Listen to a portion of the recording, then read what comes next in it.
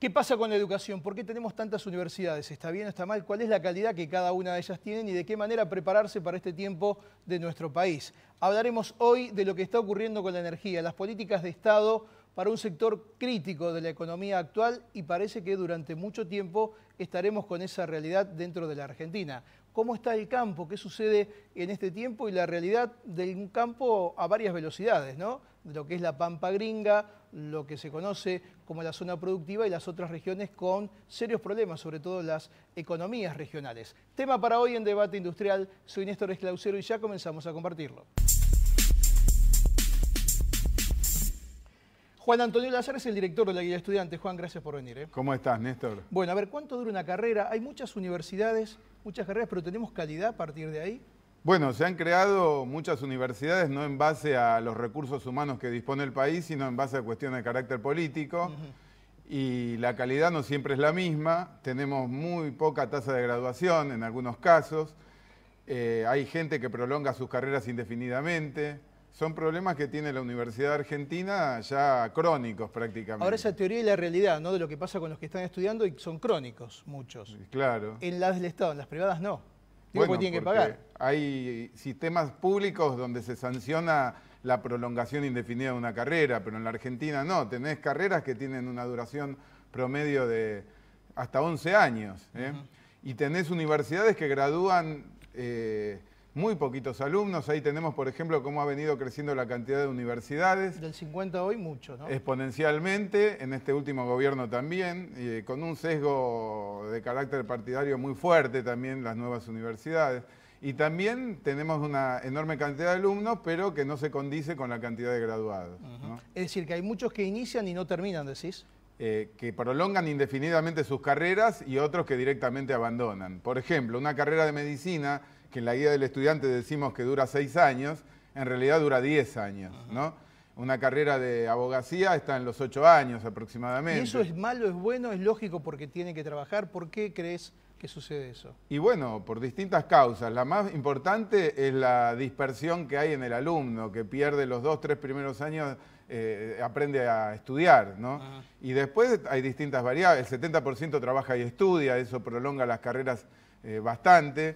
Y después tenés el otro factor que no hay una disciplina del estudiante, un ritmo de estudio, entonces se prolongan la rendición de exámenes finales indefinidamente. ¿Y esto es conocido por los alumnos? Digo, porque vos que das charlas, por ejemplo, para saber qué carrera estudiar y cómo orientarlos. ¿Es un detalle que contemplan los chicos pensando que quizás tienen que trabajar y que hay carreras que le van a ser mucho más extensas? No lo contemplan y los padres se asombran. Por ejemplo, muchos chicos quieren ser, me dicen, quiero ser psiquiatra.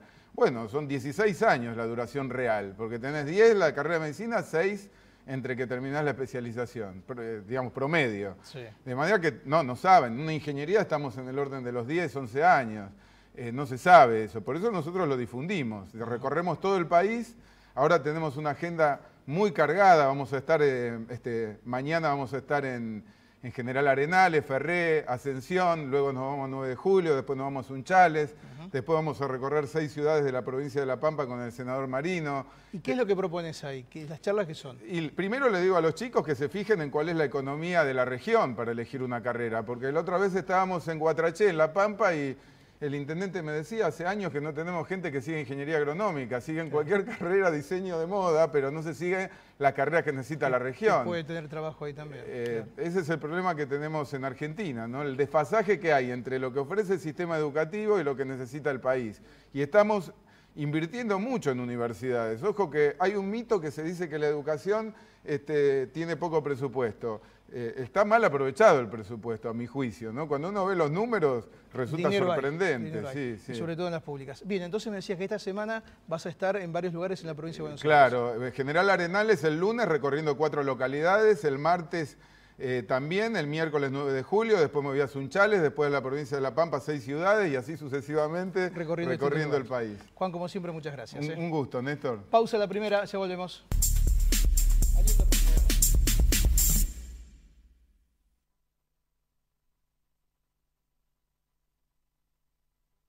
Compomundo Corporate presenta la línea más completa de oficina.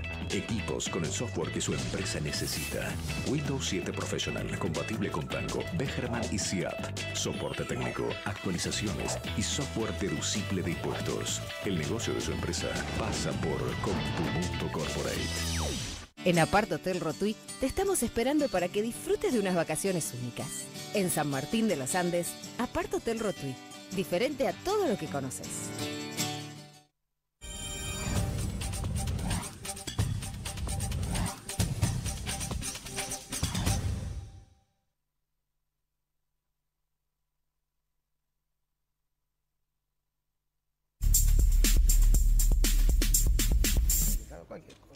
Está Alito Guadani con nosotros, le decía, ¿cómo lo presento? Ex secretario de Energía, profesor, hombre del mundo diplomático también, fue embajador, o sea que no hace falta demasiado presentación. Gracias por la invitación. Gracias por venir. Se quedó pensando lo que decía Lázaro recién con el tema de la educación. Sí, quería hacer una acotación. Hay 4 países que tienen muchos graduados universitarios, son Cuba, Brasil, Chile y Ecuador. ¿Sabe qué tienen en común? Que la Argentina no tiene. Los 4 tienen estrictos examen de ingreso. La mejor manera de tener muchos graduados y graduados ayornados a las disciplinas del futuro es el examen de ingreso. ¿Sabe por qué? El examen de ingreso no es una traba, es un aliciente para que cuando estén en tercero, cuarto, quinto año de la escuela secundaria estudian. No terminan la universidad en tiempo porque viene mal preparado de la escuela secundaria. ¿Sabe por qué viene mal preparado? Porque la escuela secundaria no está cumpliendo su misión. Sí, es todo un poco un circuito así es. Y que además tiene mucho que ver con esto de lo que es no saber qué estudiar y pensar que determinadas carreras se eligen por una moda y demás, y eso es más complicado todavía, ¿no? Eso tiene que ver con esto. Bueno, a ver, política, los ingenieros, por ejemplo, faltan y muchos. ¿Y qué le parece? Todos hablamos de soberanía energética y tenemos 18 ingenieros hidráulicos por año y tenemos 18 hidráulicos, y petroleros debe tener 12 o 13 y geólogos debe tener 7 o 8. Casi nada. Ahora de ciencias sociales tenemos 60.000. Claro, que además son todos, terminan siendo desocupados y frustrados, porque también hay que decirlo. Yo creo que cada uno tiene que estudiar lo que le parece, lo que le gusta, porque por ejemplo yo nunca hubiese podido ser ingeniero industrial, pero me parece que a veces también ocurre esto y hay una energía que se pierde y dinero que el Estado o los padres invierten y no... Además es una trampa, porque usted tiene una matrícula universitaria anclada en el siglo XIX en lugar de tener en el siglo XXI. Y con las políticas de Estado de energía, ¿cómo estamos? Ya que hay pocos profesionales para esto también, para pensar qué es lo que hay que hacer con la energía. Bueno, hay una idea clara de lo que hay que hacer, que parte de la realidad. Desde que se descubrió el petróleo en Argentina, en 1907, en Comodoro Rivadavia, en ninguna década cayó ni la producción de petróleo ni la de gas. No siempre hubo autoabastecimiento, hubo algunas décadas de estancamiento, pero no hubo nunca una década de declinación persistente. Nosotros tenemos un problema gravísimo. La producción de petróleo viene cayendo todos los meses de hace más de 10 años. Y la producción de gas viene cayendo todos los meses sin excepción, de los últimos 100 meses. Estamos produciendo menos de 2/3 de lo que producíamos a fines de los 90 y en gas estamos produciendo 20% menos. Pero lo más grave de esto no es esto, sino que es la caída de las reservas. La Argentina es un país que depende crucialmente del gas. Pocos países del mundo el gas es tan importante como en la Argentina. Hay un solo país donde hay más autos gasoleros a GNC que en la Argentina, Pakistán. Muy bien, ¿cuál es el problema? Nos hemos comido en los últimos 10 años el 60% de las reservas de gas. Mire, la gente del campo habla mucho de un tema que dice que el campo tiene un problema porque perdió 6, 7, 8 millones de cabezas de ganado. Sí. ¿Sabe cuánto perdió el sector de hidrocarburos en términos de cabeza de ganado, de pérdida de reserva? 500 millones de cabezas de ganado. ¿Es la proporción esa comparada de energía con ganado? Es la proporción muy simple. Si usted tiene que reemplazar con importaciones futuras el gas y el petróleo que no tiene abajo en sus pozos y lo va a tener que importar, le va a costar 350.000 millones de dólares. Ese es el valor de 500 millones de cabezas de ganado. Ahora, el gobierno dice, o el kirchnerismo dice, en realidad esto ocurre porque hay más actividad. Durante todo este tiempo se necesitó más energía para una economía que nunca tuvo esta actividad. Bueno, el que dice eso dice la verdad. Pero toda verdad dicha por la mitad es una soberana mentira.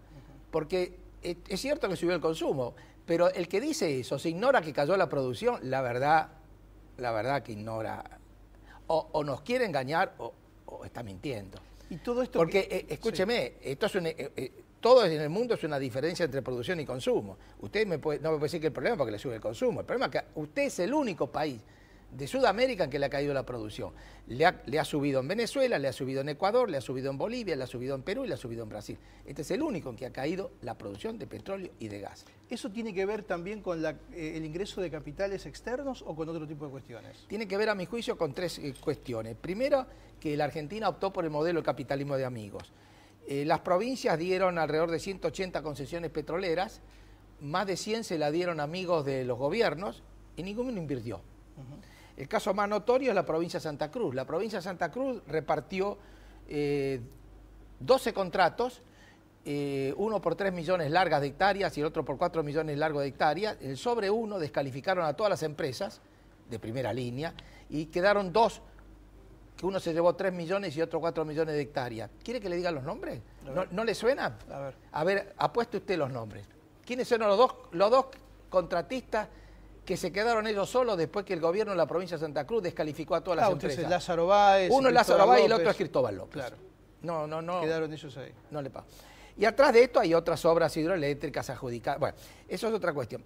Tiene un problema luego de inseguridad jurídica y luego tiene un problema de precios. Hay un régimen de precios absurdos. Hoy usted está pagando por el gas en su casa la 20ª parte de lo que está costando los barcos que van al puerto de Escobar o al puerto de Bahía Blanca. Usted me puede decir, bueno, con un poco se aguanta. Un poco se aguanta, sí, pero ya las importaciones de gas son ya la 3ª parte del consumo. Ya comienzan a ser un problema en la balanza comercial. Ya el gas termina siendo importado. No es una inyección extra a lo producido. Mire, un productor argentino de gas recibe $2.80 por millón de BTU.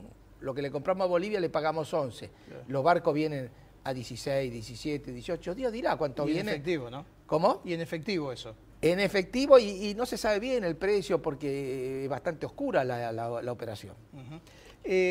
Si alguien dice vamos a empezar a trabajar y a largo plazo, porque esto sí o sí es a largo plazo. Sí. ¿No? O sea, ni el próximo gobierno ni el próximo o el que le siga tendrá la posibilidad de estar solamente con esto.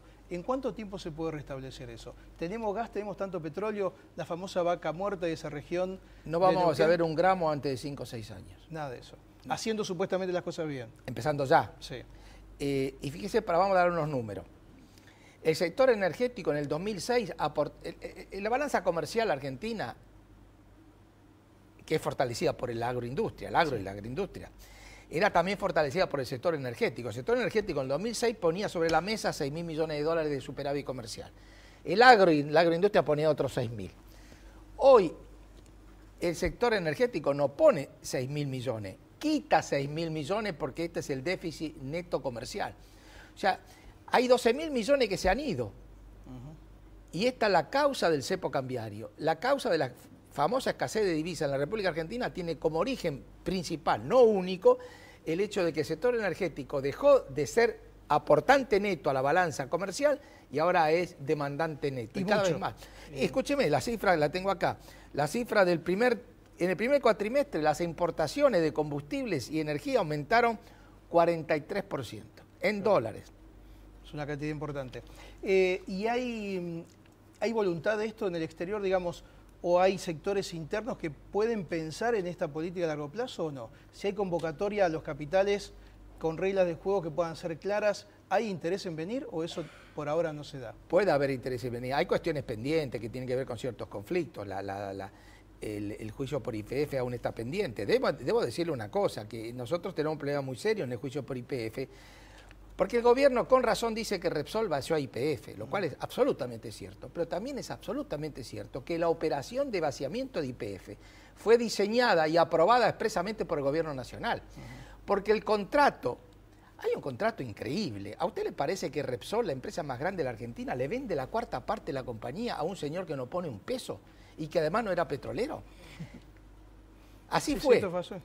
Pero esa operación que se financiaba con distribución absurdamente alta de utilidades, 142% de las ganancias se la repartieron en efectivo, el contrato, y yo insisto en esto porque es un tema políticamente gravísimo, el contrato tenía una cláusula resolutoria, la cláusula 5.1, que decía, este contrato es válido únicamente si lo aprueba por escrito el gobierno nacional en la figura del secretario de Comercio Interior.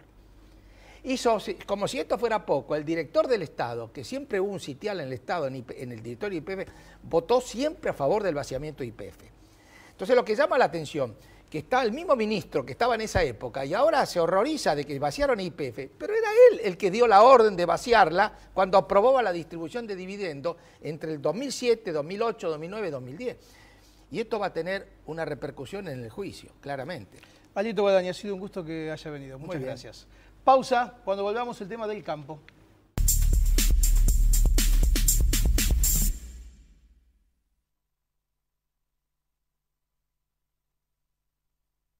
Anticiparse es parte del negocio. En estas fiestas, adelanta la compra de regalos de tu empresa y aprovecha estos beneficios. Amplia variedad de productos, órdenes de compra para Garbarino y Garbarino Viajes e importantes descuentos por volúmenes de compra. Conectate con nuestros ejecutivos de cuentas. Garbarino, garantía de confianza.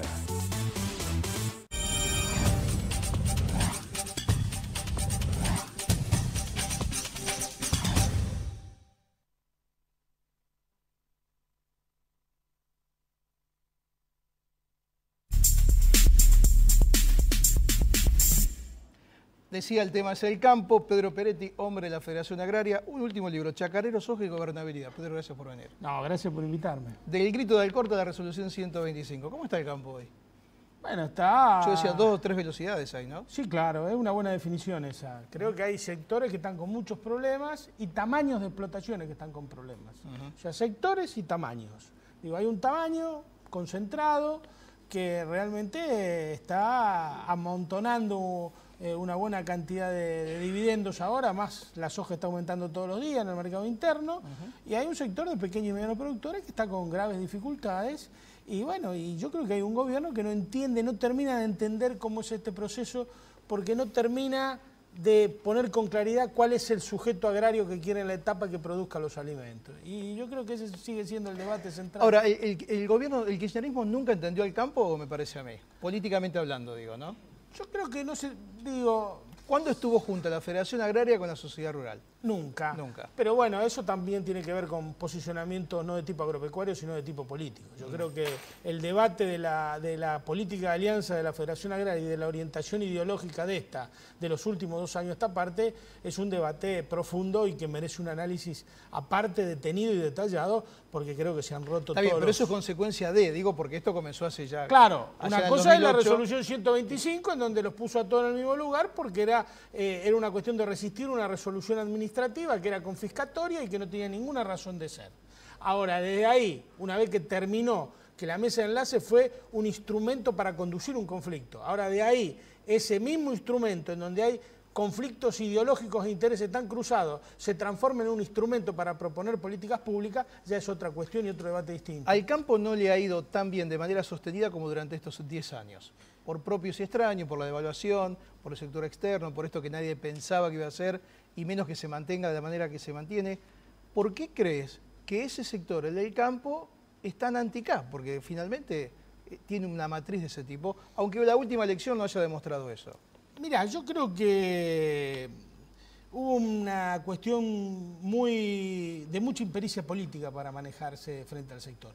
Y el Estado no hizo, el gobierno, el oficialismo no hizo política en el sector. Evidentemente no tuvo política, la única política fue agraviarlo, ponerlo a todo en la misma bolsa. Cuando se dio cuenta de este error ya era demasiado tarde.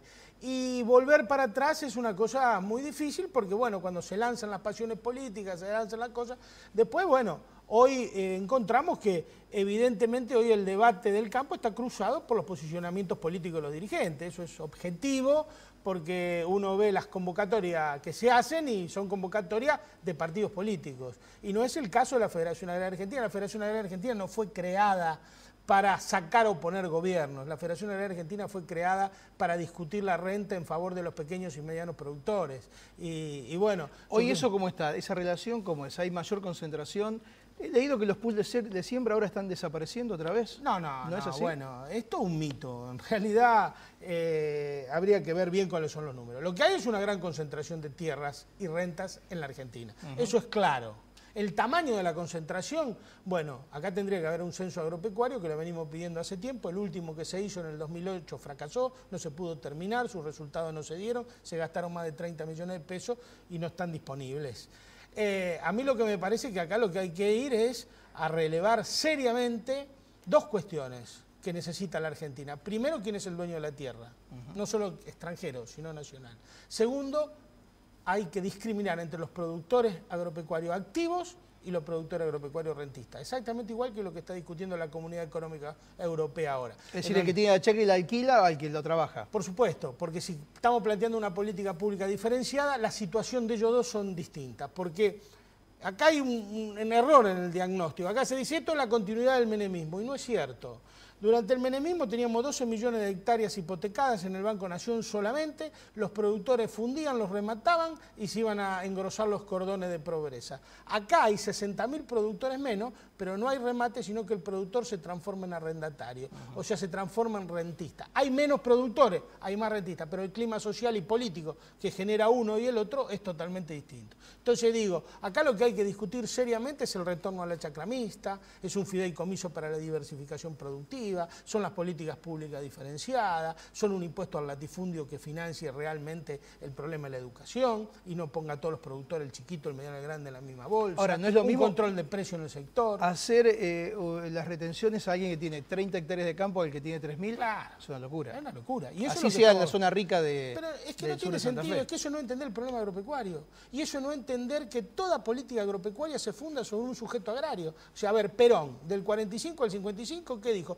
¿Cuál era su sujeto agrario? El peón rural, al quien le hizo el estatuto del peón, y el chacarero arrendatario, al quien le prorrogó los arrendamientos, e hizo 10.000 nuevos propietarios del 45 al 50. Lo definió con claridad y ahí apoyó su política. Ahora acá el sujeto agrario parece ser, no se sabe quién, porque uno habla y escucha el relato y ve las medidas y no se sabe si es el pequeño, el gran productor, el pool de siembra, qué sé yo. Digo, acá hay que definir con claridad. Si es el pequeño y mediano productor, bueno, la cuestión impositiva también debe servir no solo para recaudar. El impuesto no es solo un instrumento recaudatorio de la sociedad, que sí, tal vez sea el primero. También sirve para alentar o desalentar o para proteger determinadas actividades o determinados sujetos agrarios. Entonces hay que tener políticas públicas diferenciadas, hay que cobrar retenciones distintas, al que tiene 30, al que tiene 3.000. Digo, hay una serie de cosas que hay que ponerle arriba de la mesa.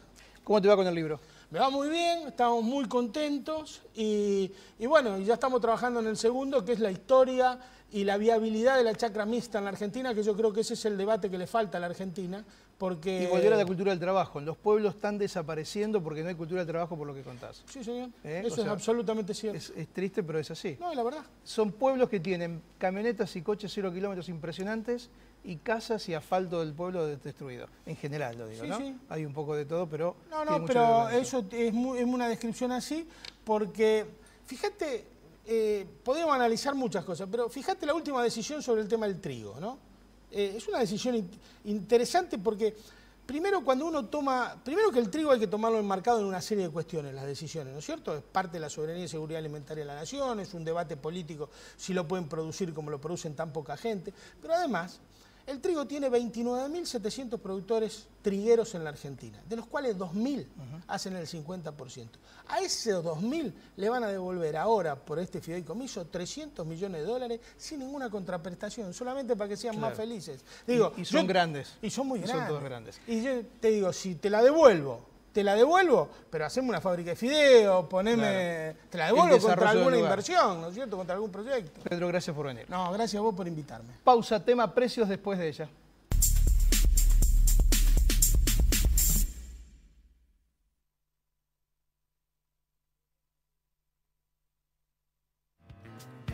Para las próximas vacaciones, los hoteles Howard Johnson ofrecen promociones especiales. 0810-122-4656.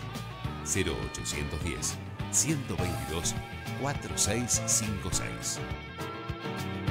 Howard Johnson makes you feel at home.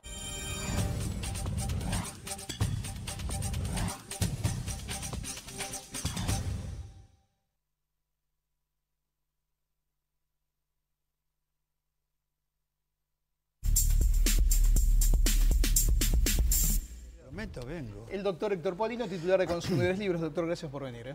¿Cómo le va? A ver, esta semana la presidenta habló de brigadas o de gente que salga a controlar los precios, después de incluso de lo que ha sido la política de control o de congelamiento de precios de los últimos tiempos. ¿Cómo lo ven ustedes?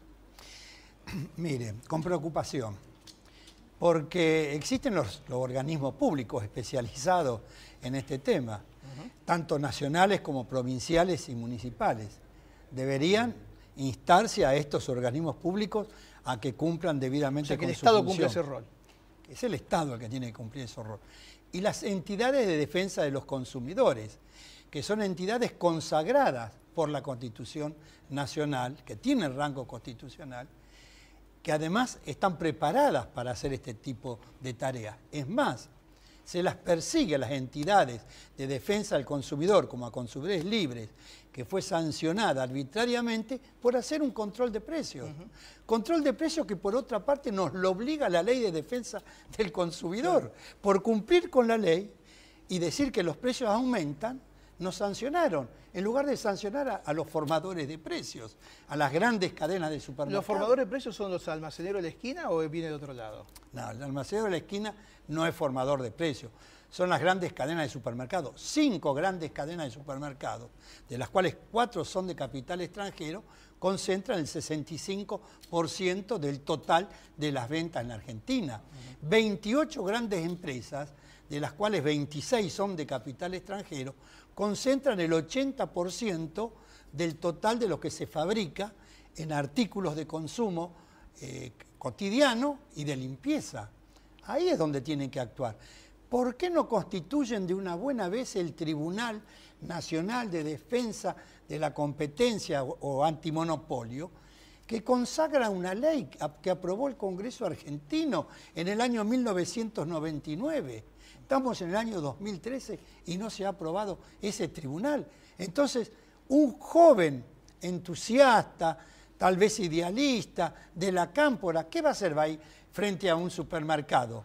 ¿Por qué no comienzan publicando los precios? Claro, porque no hay referencia, ese es otro tema. ¿Aumentan qué precio sobre qué? ¿no? Acá yo tengo un listado de los precios que publicó un diario de circulación nacional. Están, que publicó los productos, no los precios. Que están el producto, la marca y el contenido. No están los precios. Claro. ¿Qué va a hacer el joven? Mire, nada mejor que un consumidor responsable que hace permanentemente las compras para saber qué es lo que tiene que comprar y cómo tiene que defender el precio. Pero a ese consumidor hay que darle el listado de los precios de referencia, porque el 1 de febrero comenzó un acuerdo de precios con todas las cadenas de supermercados por 60 días, que luego se amplió a otros 60 días, y nunca se exhibieron los precios con los cuales se arrancó el día anterior. Ese es el tema, saber sobre qué precios hay que trabajar y controlar. Además, hay una enorme dispersión de precios. Hay estrategias de marketing de las grandes cadenas de supermercados que le presentan el mismo producto en cantidades distintas. Claro. Por ejemplo, ya tengo acá el tema del yogur con 167 gramos, un pote, y hay otro de 170 gramos. 3 gramos de diferencia. Pero ¿sabe cuánto hay de diferencia en el precio? 1,46 pesos. Vaya diferencia. Doctor, se nos fue el tiempo. Gracias por venir y mucha suerte. Gracias a usted. Llegamos al final del encuentro de hoy. La próxima semana con más debate industrial. Gracias por elegirnos.